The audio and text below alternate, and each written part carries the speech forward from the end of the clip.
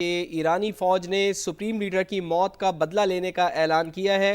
مسلح افواج اپنے رہبر خامنائی کے راستے پر گامزن رہیں گی۔ پاسداران انقلاب نے اس عزم کا اظہار کیا ہے۔ ملک میں جاریت کرنے والوں کو سخت سزائیں دیں گے۔ ایرانی پاسداران انقلاب کی جانب سے یہ کہا گیا، آیت اللہ علی خامنائی کے قاتلوں سے سخت اور فیصلہ کن انتقام لیا جائے گا۔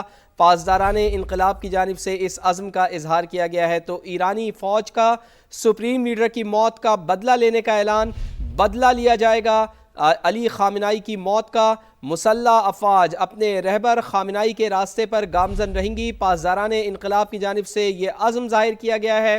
ملک میں جاریت کرنے والوں کو سخت سزائیں دی جائیں گی۔ ایرانی پاسداران انقلاب کی جانب سے یہ واضح کر دیا گیا ہے، آیت اللہ علی خامنائی کے قاتلوں سے سخت اور فیصلہ کن انتقام لیا جائے گا۔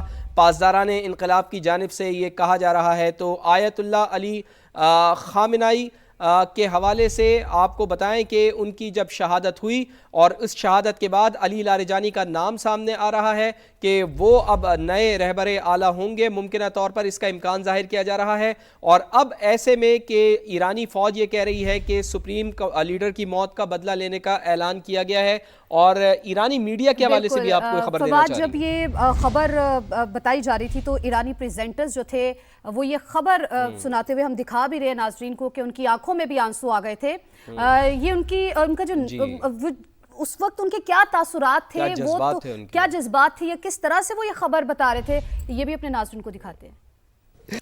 تو آپ دیکھ رہے ہیں کہ یہ ایرانی میڈیا کے ویجولز ہیں جو ہم آپ کو دکھا رہے ہیں، اور یہ اس وقت کے مناظر ہیں کہ جب ایرانی میڈیا کی جانب سے باقاعدہ اعلان کیا جا رہا ہے کہ آیت اللہ علی خامنائی اب ہم میں نہیں رہے۔ تو جو پریزنٹر یہ خبر دے رہے ہیں وہ بھی جذبات کی رو میں بہہ گئے، اور انہوں نے بھی، آپ دیکھ رہے ہیں کہ ان کے آنسو نکل رہے ہیں۔ یقیناً یہ وہ لمحہ ہے کہ ایک تو رہبر اعلیٰ سے محبت کا اظہار ہے کہ کتنی محبت ایرانی قوم ان سے کرتی ہے، چونکہ یہ آج کی بات نہیں ہے، 40 سال سے زائد کا عرصہ ہو گیا ہے کہ وہ ایرانی قوم کے ساتھ جڑے ہوئے ہیں۔ آیت اللہ علی خامنائی 4 دہائیوں سے زائد عرصے سے ایران کی سب سے زیادہ، ہم یہ دیکھ رہے ہیں کہ با اختیار با اثر شخصیت تھے۔ مسلح افواج کے اوپر ان کا کنٹرول تھا، عدلیہ کے اوپر ان کا کنٹرول تھا، ریاستی اداروں پر ان کا حتمی اختیار تھا، اور ہم یہ دیکھ رہے ہیں کہ 1979 کے انقلاب کے بعد سے وہ تیزی سے ابھرے تھے۔ 1981 میں وہ صدر منتخب ہوئے تھے، اور 1989 میں آیت اللہ روح اللہ خمینی کے بعد سپریم لیڈر وہ مکمل لیڈر مقرر ہوئے تھے، اور جوہری پروگرام پر ان کا سخت گیر موقف تھا۔ تو ظاہر ہے ایک اتنا طویل عرصہ فاطمہ ایرانی قوم کے ساتھ ان کا تعلق رہا ہے، تو ایسے میں اس طرح کے جذبات سامنے آنا ایک فطری عمل ہے۔ بالکل ایسے ہی ہے، اور واقعی میں یہ ایک فطری عمل ہے، آنکھوں میں آنسو، آواز کا کپ کپ آنا، اور پھر یہ خبر دیتے ہوئے جو جذبات ہیں ان پر قابو نہیں رہتا۔ جب بھی اس طرح کی کوئی شخصیت ہوتی ہے، وہ جیسے اس دنیا سے رخصت ہوتی ہے تو اس طرح کے جذبات ہو ہی جاتے ہیں۔ جس طرح سے آپ نے ان کی پروفائل کے بارے میں بتایا، ان کی زندگی کے بارے میں بتایا کہ مسلح افواج عدلیہ اور ریاستی اداروں پر حتمی اختیار رکھتے تھے۔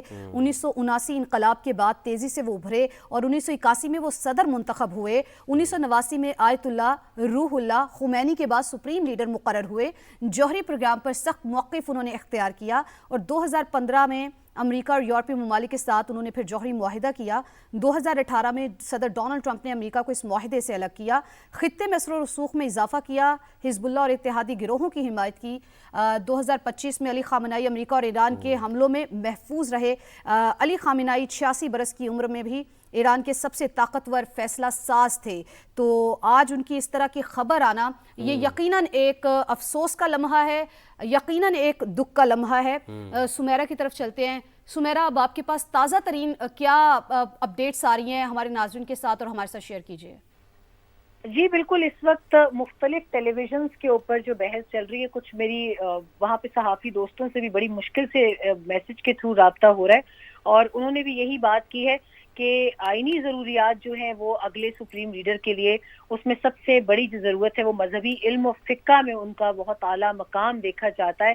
اور انہوں نے یہ بھی کہا کہ اعلیٰ درجے کا شیعہ مجتہد ہونا چاہیے، ان کو ایران کے انقلاب اسلامی کے اصولوں کے ساتھ ان کی وابستگی دیکھی جائے گی، سیاسی، انتظامی اور سیکیورٹی معاملات میں اہلیت و تجربہ بھی ہونا چاہیے، اور سب سے اہم کہ مجلس خبرگان کی بھی ان کو یونانیمس حمایت حاصل ہو، اور طاقت کی جو مراکز جن کو ہم اکثر IRGC کے نام سے جانتے ہیں اور ان کو پاسداران کے نام سے جانتے ہیں، اس کے علاوہ گارڈین کاؤنسل اور سپریم لیڈر کا ایک جو انٹرنل کلوزسٹ سرکل ہوتا ہے جس کے بارے میں بتایا یہ جاتا ہے کہ وہ اس قدر خفیہ رکھا جاتا ہے کہ بیرونی دنیا کو ان میں سے اکثر ناموں کا پتہ نہیں ہوتا، ان کے لیے اس نام کا قابل قبول ہونا بہت ضروری ہے. اور یہی وجہ ہے کہ جو لوگ اس وقت اویلیبل ہیں اور جو سب سے زیادہ فیوریٹ سمجھے جا رہے تھے اس میں 2 لوگ اب زندہ نہیں ہیں. اس میں سب سے پہلے مجتبیٰ خامنائی ہیں، ان سے پہلے ابراہیم رئیسی تھے.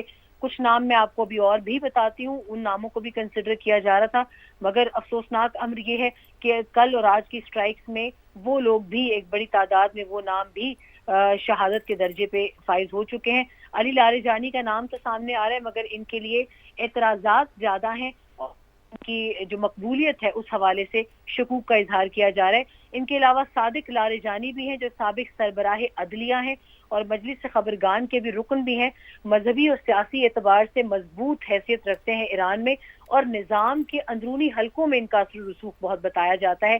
اس کے علاوہ علی رضا عرفی بھی ہیں جو کہ مجلس خبرگان کے نائب چیئرمین ہیں اسمبلی آف ایکسپرٹس کے، اور حوزہ علمیہ قم کا نام جو ہے وہ جب آتا ہے تو یہی اب جو ہے صورتحال واضح ہوتی ہے کہ قم سے تعلق رکھنے والے جو شخصیت ہے ان کا پلڑا بھاری ہوگا، اور یہ قم سے ہی وابستہ ایک اہم مذہبی شخصیت ہیں جن کو علی رضا عرفی نائب چیئرمین مجلس خبرگان کے نام کی حیثیت سے جانا جاتا ہے، اور مذہبی اعتبار سے بھی یہ مجتہد شیعہ کے طور پہ ایک مضبوط امیدوار ہیں. اور حسن خمینائی جو کہ آیت اللہ روح اللہ خمینائی کے پوتے ہیں ان کا نام بھی آ رہا ہے، مگر سابقہ انتخاب میں ان کو مجلس خبرگان نے نااہل کر دیا تھا گارڈین کاؤنسل نے، تو اس کے باعث ہو سکتا ہے کہ ان کا نام ایلیمینیٹ ہو. مگر اب تک جو ہے وہ علی لاریجانی کے علاوہ صادق لاریجانی اور علی رضا عرفی کا جو نام ہے یہ مجھے میرے کچھ ایرانی کولیگز نے I am thankful to them کہ انہوں نے صورتحال کو کلیئر کرتے ہوئے کچھ نام یہ بھی بتائے ہیں کہ ان کو بھی کنسیڈر کیا جا سکتا ہے. But once again the 3 member committee which is sub committee of مجلس خبرگان they have to decide کہ آگے اب نظام کو کتنی تیزی سے ان کا نام اپروو کرنا ہے اور آگے ایران کے سلسلے کو کس طرح چلایا جائے گا. اچھا سمیرہ، اب ایک بحران جو ہے وہ ہمیں دکھائی دے رہا ہے، تو کیا اس بحران کے نتیجے میں خلیج میں پرماننٹ ملیٹرائزیشن آف دا گلف، یہ ہم کہہ سکتے ہیں کہ یہ بھی وجود میں آ سکتی ہے؟ already heavily militarized. I hope you would agree with me کہ جب سے ہم بچپن سے جب اسٹوڈنٹ ایج میں بھی گئے تو جب سے ہم ہسٹری پڑھ رہے ہیں مڈل ایسٹ وہ ایک ایسا علاقہ ہے جہاں پر کبھی ہمیں ملا ہی نہیں کہ وہ خبروں میں باہر نہ رہا ہو.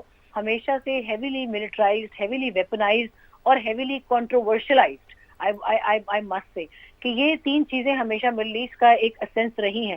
اب جو صورتحال بنی ہے خاص طور سے اگر میں سپریم لیڈر کی بات کروں تو یہ معمولی واقعہ نہیں ہے، یہ ہانٹ کرے گا اس ریجن کو بہت لمبے عرصے تک.